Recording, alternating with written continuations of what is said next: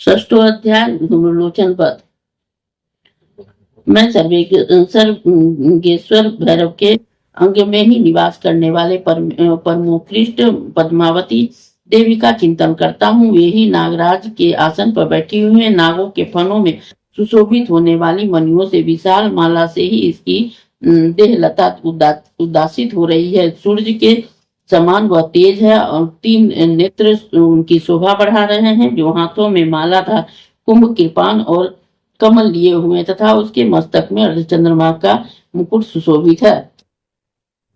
ऋषि कहते हैं कि देवी के यह कथन सुनकर ही दूत क्यों बड़ा ही अमर्ष हुआ और उसने ही दैत्यराज के पास आकर सब समाचार विस्तार पूर्वक का सुना। दूत के उस वचनों को सुनकर ही देवराज कुपित हो और उठा और सेनापति धूम्रलोचन से बोला कि धूम्रलोचन, तुम शीघ्र ही अपनी सेना का साथ लेकर जाओ और उनकी दुष्टता को केस पकड़कर घसीटते हुए जबरदस्ती यहाँ ले आना।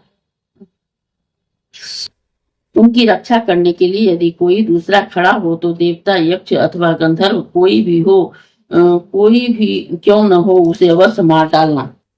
ऋषि कहते हैं, सुन के इस प्रकार से आज्ञा देने पर वह धूम्रलोचन दैत्य 60,000 असुरों के को सेना साथ लेकर वहां से तुरंत चल दिया। वहां पहुंचकर उसने हिमालय पर रहने वाले उन देवी को देखा और ललकार कर कहा कि अरे तू शुंभ निशुंभ के पास चल। यदि इस समय प्रसन्नता पूर्वक मेरे स्वामी के समीप नहीं चलेगी तो मैं बलपूर्वक झूठा पकड़कर ही घसीटते हुए तुम्हें ले चलूंगा। देवी बोली कि तुम्हें दैत्य के राजा ने ही भेजा है। तुम स्वयं ही बलवान हो और तुम्हारे ही साथ ही विशाल सेना भी है। ऐसी दशा में यदि मुझे बलपूर्वक ले चलोगे तो मैं तुम्हारा क्या बिगाड़ सकती हूँ। ऋषि कहते हैं कि देवी को यूं कहने पर असुर धूम्रलोचन उसकी ओर दौड़ा और तब अंबिका ने हूं शब्द से ही, उच्चारण मात्र से ही उसको भस्म कर दिया। फिर तो क्रोध से भरी हुई दैत्यों की विशाल सेना और अंबिका ने एक दूसरे पर तीखे सहायकों, शक्तियों और फरसों से वर्षा आरंभ कर दी। इतने में ही देवी का वाहन सिंह क्रोध से भरकर भयंकर गर्जना करके गर्दन से बालों को ही घिलाता हुआ असुरों को की सेना में कूद पड़ा। उसके कुछ दैत्यों ने पंजों के मार से कितने को ही अपने जबड़ों से और कितने को ही महादैत्यों को पटक कर होंठ की दाढ़ों से घायल करके मार डाला।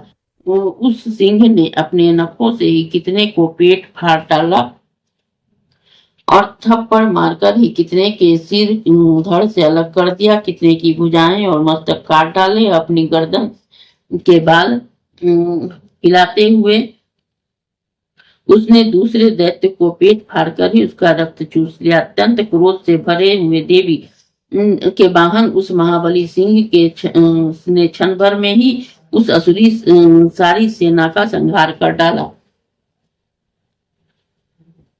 शुंभ जब सुना कि देवी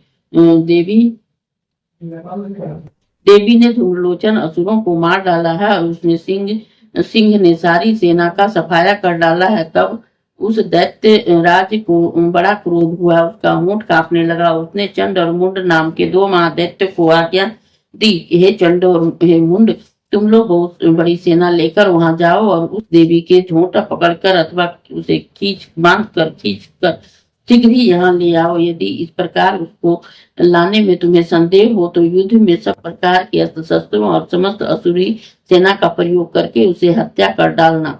उस दुष्टा की हत्या होने तथा सिंह के भी मारे जाने पर उस अंबिका को बांधकर साथ ही शीघ्र ही लौट आना।